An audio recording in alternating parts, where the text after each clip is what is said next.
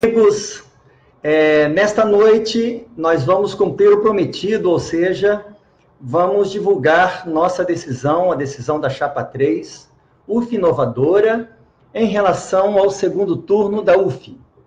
Como todos sabem, nós somos a Chapa 3, nós concorremos a esta eleição e não passamos para o segundo turno. E sabemos que a nossa quantidade de votos ela pode ser decisiva no momento de segundo turno, né? Então, a gente, procurando considerar, né, essa grande responsabilidade que temos, né? Os dois candidatos, Chapa 1 e Chapa 2, os dois candidatos ficaram muito próximos um do outro, né? Algo em torno de 46% dos votos.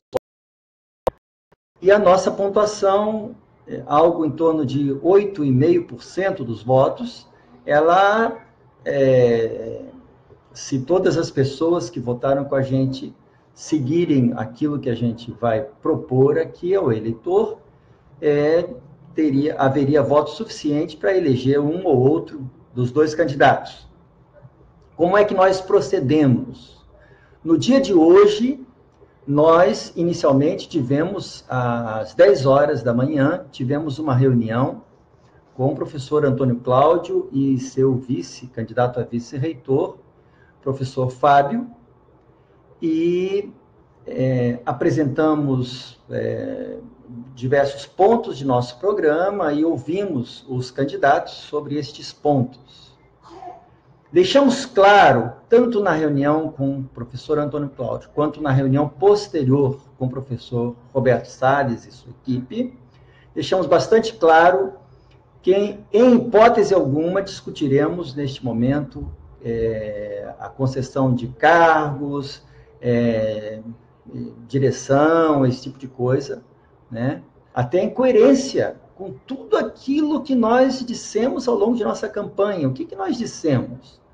Nós dissemos que somos uma UF inovadora, nós dissemos que somos uma UF que quer mudar as práticas políticas.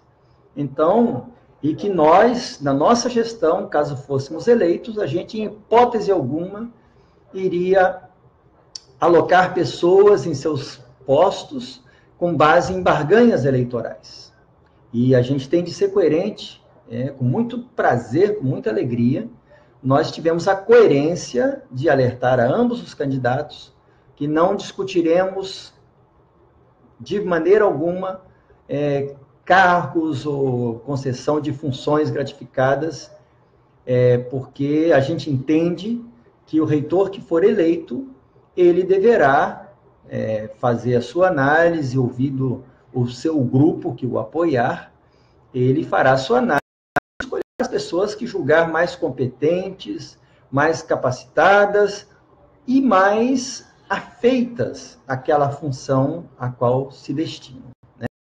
Então, é assim que a gente acredita, é assim que nós estamos agindo, né? Então, esse é o primeiro ponto. Nos recusamos a ficar discutindo, ou propondo, ou aceitando convites, né? Isso foi o número 1 que eu gostaria de deixar claro, né? Aí você vai perguntar, mas suponha que você apoiou um candidato e que ele, depois de eleito, ele convidar para uma determinada função. O que vocês farão? Olha, nós vamos avaliar aquilo que for, porque o que nós não concordamos é com barganhas eleitorais, mas passado o momento eleitoral, é possível que a gente aceitasse ou não. Isso depende do que, se aquele cargo, aquela função, de alguma forma nos desafia, se a gente entende que para aquela posição a gente tem competência ou não. Isso é um outro momento. É um outro momento, a gente não pode misturar eleição com a composição de uma gestão. São coisas diferentes, né? Então, essa é a primeira coisa que a gente gostaria de registrar, certo?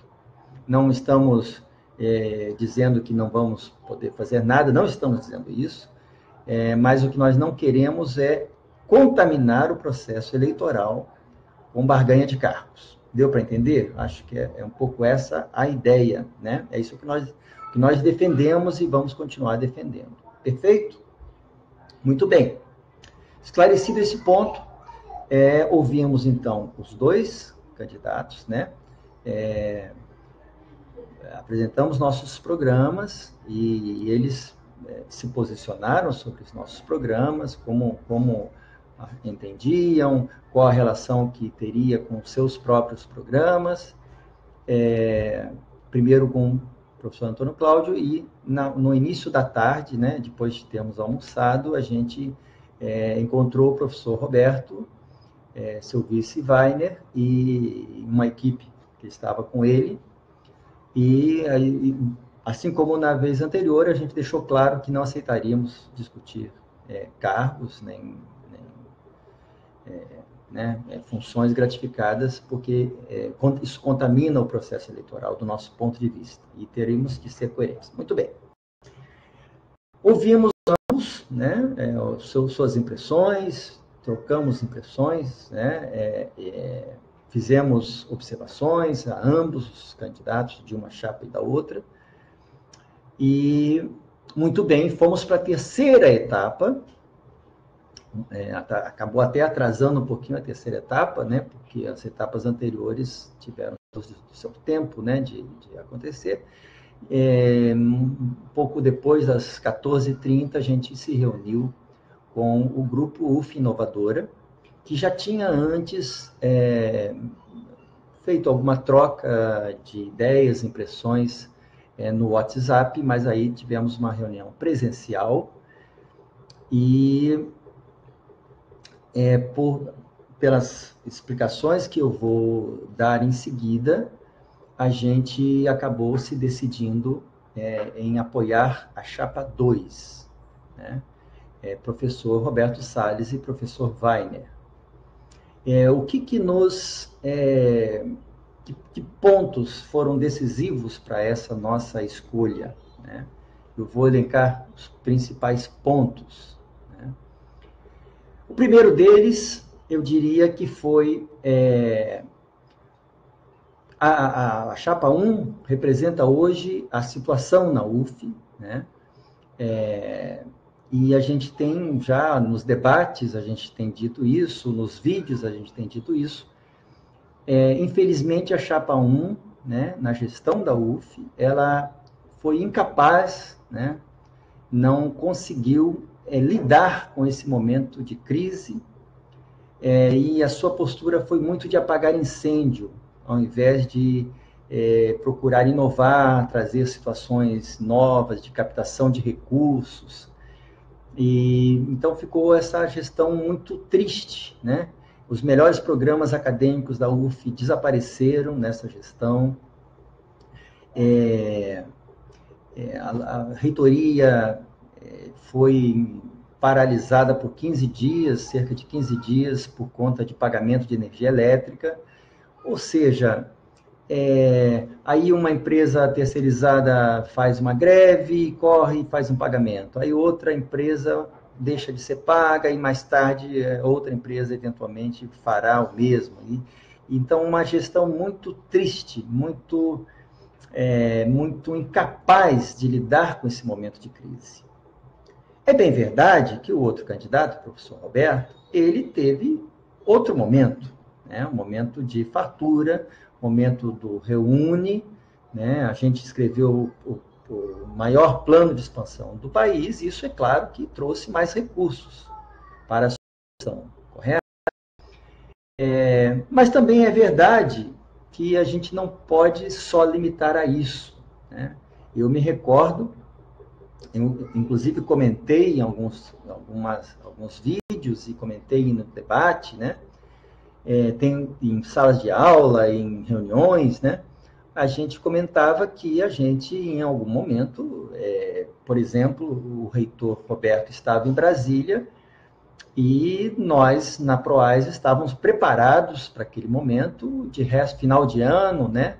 E conseguimos restos a pagar, de tal maneira que a gente já estava preparado para isso, e a gente comprou 3 ônibus a custo zero para a UF, né?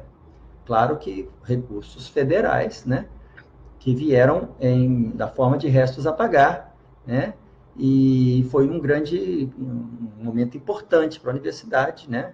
3 ônibus urbanos a mais, que permitiram que a gente atendesse a mais localidades. Isso é um exemplo, né, de que o professor Roberto, claro que a gente tem divergências, se a gente não tivesse divergências, a gente não teria uma candidatura, a gente tem divergências, mas a gente não pode negar que ele buscou caminhos, né, no governo federal para trazer recursos para a universidade, além do que se tinha, né? Recursos, por exemplo, do Ministério da Cultura, colaboraram com a obra do cinema, por exemplo, né?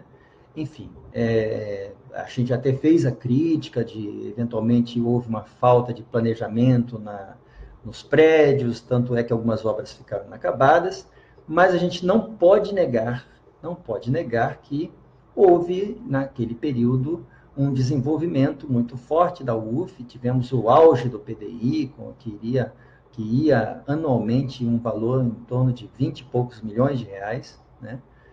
O PDI aumentava a cada ano, né? Enfim, foi um outro momento, mas havia, de fato, uma gestão de recursos mais horizontal, que incluía a Comissão de Orçamento e Metas do PDI, ela era uma comissão muito importante, né? Que depois, nessa gestão, se enfraqueceu porque não havia capacidade de trazer recursos para manter aqueles bens que eram uma marca da nossa UF, né? Então, outra questão, a gente pode falar da forma de gestão, que é muito verticalizada, muito hierárquica, né? Fica o reitor num nível lá em cima e não conversa com a comunidade universitária.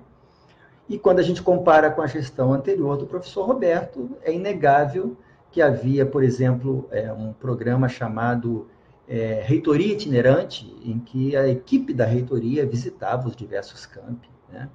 E ouvia os diversos campi. Então, sem dúvida alguma, há um descompasso entre uma gestão e a outra, né? No caso da gestão atual, né, houve, inclusive, um exagero, né, nessa postura, né, uma ausência muito grande do reitor, e quando agiu sozinho, né? O exemplo da entrega do Morro do Gragoatá para uma empresa privada sob pressão de um juiz, uma das coisas mais graves que aconteceram, né, nisso foi isso ser feito sem sequer ouvir o Conselho Universitário, né? Isso é um outro exemplo de uma ação muito autoritária, muito, digamos assim, vou usar uma palavra, uma certa prepotência, né? De, olha, eu sei o que precisa e faço, né? E sem eu precisar ouvir as pessoas, né? Além disso, todo método político, né? O reitor interferindo em eleições de direção de unidade, eleições de conselhos universitários, né? Dos conselhos superiores, de modo geral, né? Práticas que a gente discorda muito, isso a gente discordou. Um pouco isso também aconteceu na gestão passada, a gente tem que ser justo, né? Mas esse tipo de postura a gente precisa, de fato, erradicar da UF, né? O uso eleitoral, né, de funções gratificadas, a gente tem debatido muito isso aqui, né? A gente entende que, finalmente, eu gostaria de falar que às vezes chega um momento que você precisa dar uma sacudida na instituição, na universidade, né? A alternância do poder tem vantagens. Então, chega um momento que é preciso sair um pouco da estagnação e mudar os atores, os gestores, né? Então, claro que quem a gente está elegendo, a chapa 3 não foi eleita, né? A gente tem só 2 escolhas, então, sem dúvida alguma, nos pareceu ao movimento UF Inovadora, né, que a gente deveria apoiar a chapa 2, que, no nosso ponto de vista, tem melhores condições de lidar com esse momento de crise, com esse momento em que a universidade precisa de alguém com iniciativa, com dinamismo, que tenha experiência importante na captação de recursos. Então, isso é o que eu gostaria um pouco de relatar, né? Gostaria de deixar bem claro, que nós da Chapa UF Inovadora, nós respeitaremos totalmente as pessoas que nos apoiaram e que eventualmente vão tomar uma decisão diferente da nossa. Nós não vamos ser incoerentes, nós vamos ser democratas, vamos respeitar as pessoas, não vamos impor nada a ninguém. As pessoas, a gente agradece o apoio das milhares de pessoas da UF que apoiaram a nossa chapa e respeitamos o que você decidir. A gente aqui deu alguns argumentos de o que levou a gente a chegar a essa decisão, né? A gente está assumindo nossa responsabilidade amanhã mesmo teremos uma reunião com pessoas, integrantes da coordenação da Chapa 2, no sentido de procurar uma convergência dos dois programas, de tal maneira que isso seja divulgado para a universidade toda, né? Vamos fazer isso de forma transparente e, enfim, apoiaremos a Chapa 2. Convidamos todos a participarem junto conosco dessa construção de uma reitoria, de uma universidade mais forte, uma universidade que volte a crescer, uma universidade que, enfim, que recupere a pujança dos bons tempos do Reúne. Tá certo? Então é isso, amigos. Peço licença àqueles colegas que discordam do que a gente está colocando, mas democracia é isso, a gente tem que falar o que sente, ouvir a nossa consciência, aquilo que eu tanto disse durante a campanha. A gente deve ouvir a nossa consciência, cada um de vocês, ouvir a sua consciência, independente de se tem cargo, se não tem cargo, se tem função gratificada, se não tem, se é estudante, se é professor, se é funcionário. Ouça o que seu coração te diz e vote com liberdade. Jamais aceite que te botem um botão que você não quer receber, jamais aceite participar de uma lista de apoio se você não concorda com aquela lista. Eu estou no estágio probatório. Ninguém tem poder para te demitir por conta de estágio probatório.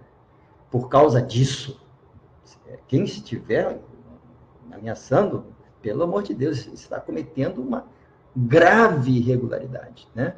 Então, defenda o seu direito à liberdade de voto e a nossa proposição é que todos votemos na Chapa 2 e transformemos nossa querida Universidade Federal Fluminense. Um grande abraço a todos e até o próximo vídeo.